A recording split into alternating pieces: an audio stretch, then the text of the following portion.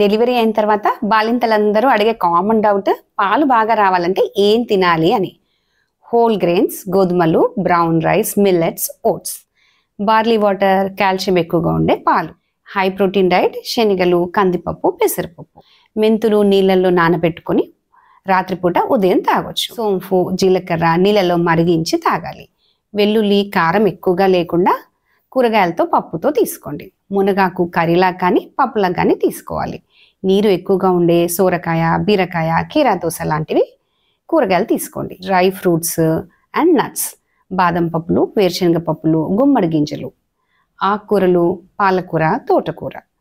ఒకవేళ non vegetarians అయితే fish, chicken, mutton మరీ ఎక్కువగా స్పైసీగా లేకుండా తీసుకోవాలి.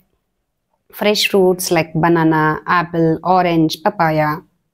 ఆహారం మాత్రమే కాదండోయ్, ముఖ్యంగా రోజుకి కనీసం 3 లీటర్లు నీళ్ళు తాగాలి. తరచుగా పిల్లలకి పాలు పడుతూ ఉండాలి. డిమాండ్ పెరిగితేనే కదా సప్లై కూడా పెరుగుతుంది.